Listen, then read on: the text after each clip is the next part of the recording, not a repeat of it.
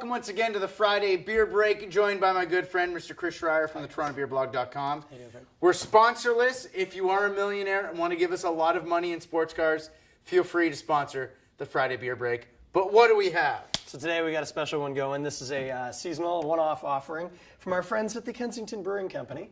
Look at that, a sticker on there. Well, these are, I call these silver bullets, which I believe is probably a trademarked thing. Maybe we just got sponsored. Yeah. But they're sample cans and they have stickers. Now, Kensington apparently does have some cans. Is it the taste of the Rockies? Yeah, it's okay. Was Rocky Mountain cold? Yeah. Is this thing turned blue yet? It's not blue. It's not cold. No, it's called Tilt. Tilt. Tilt. Yeah, we've got the pinball like a bunch of machine on there. cameras here. Tilt. Yeah. Tilt. Like kids don't even know what that is. They're like, pinball, isn't that thing on my phone? But, I used to play pinball on my computer, and it had a tilt function. So you could hit, like, Alt or something, and it would shake. So if the ball got hung up, you could shake it loose, but if you did it too much, you would get tilt. Tilt is when you shake a pinball machine too much, and it locks at the paddles, and your ball drops, and you lose the round. But Kensington is full of hipster pinball-playing folk, and so they named the beer. Do they have Snakes and Ladders pinball yet, bro? And they actually, yeah, for real. They have a pinball machine in their office at Kensington Brewing Company, which is kind of cool. If you happen by, they'll let you play the pinball machine. So anyway, this is hoppy wheat ale. The category would be an American wheat ale. By the way, Star Trek: The Next Generation had an amazing pinball machine. For anybody out there who has it, feel free to. I thought you meant they had in an episode a pinball. No. They had that game from Risa with the little thing. That's It's conspiracy. And Wesley Crusher saved the day, and his girlfriend was Ashley Judd. Was that Ashley Judd? Ashley Judd was his girlfriend in that episode. I think she was in a bunch of episodes of Star Trek: The Next Generation. You're right. That was Ashley Judd. Yep. My wife and I just finished. Will Wheaton would never get Ashley Judd in real life. She's Val Kilmer with a ponytail's girlfriend, and that's the way God intended. Do you know what's interesting about Will Wheaton? Will Wheaton is a big craft beer guy. He brewed a beer with Stone called What's the guy? Wheat Stout, and hangs out at Stone a lot. He's a really big proponent of craft brewing in the States. Yeah, I was talking with one guy from, I think it was Warehouse 13. I forget his name.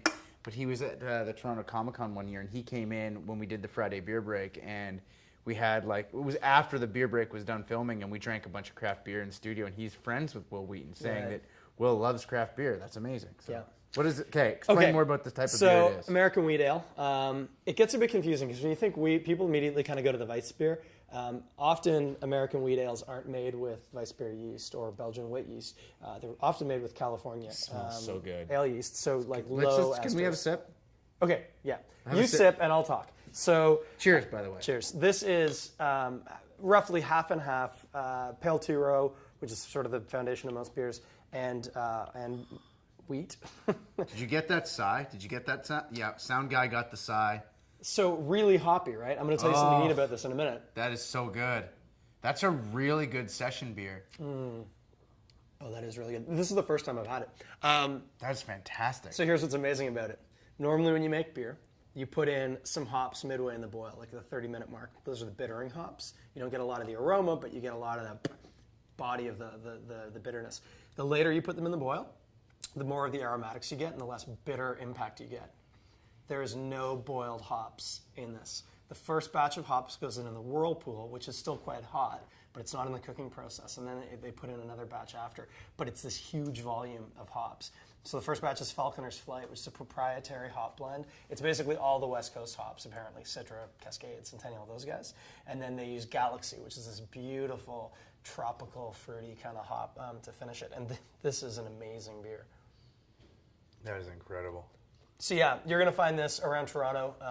Good beer bars, places that'll have it in cans are like Tall Boys, stuff like that. And then other bars that generally would have Kensington on will have it on tap as a one-off. It's amazing. I mean, honestly, the seasonals, like you're talking about the seasonals, is only available for another few weeks.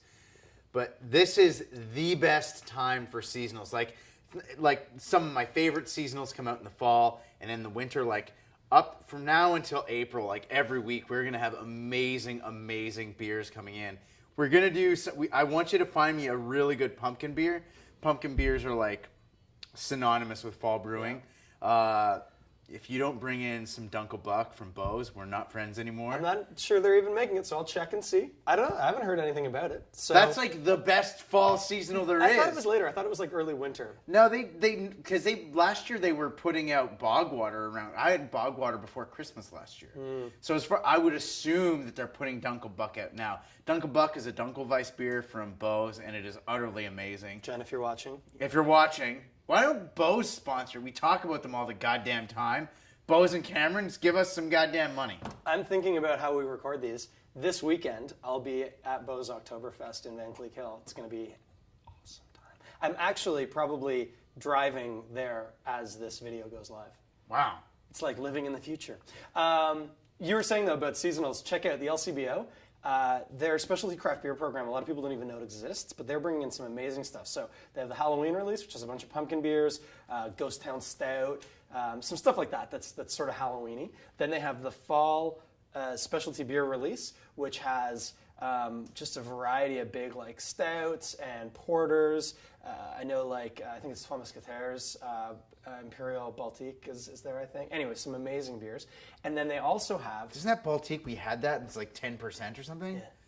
Oh, I remember that was that day you came in and we had each of us had a full bottle. Yeah, we had a 750 each. And it was like, well, we can't drink all that. Dude, it was a rough day. Because I'm driving and you're working. It was hard to finish that shift. And then they also have a Quebec brewery feature. So there's another bottle from Trois Mousquetaires. I think there's True de Diable and Dieu du Sel or two. So there's a stack of really cool seasonal beers coming into the LCBO right now. Check your bigger ones. The smaller ones often don't get them, but the big ones get these beers in. And yeah, keep your eye out for Tilt. It's beautiful. This is really a great session beer. Yeah. I could sit on my back porch and watch my children on their little leashes that I put them on fall and stuff and drink a lot of these. Awesome. That's good parenting. I love my children.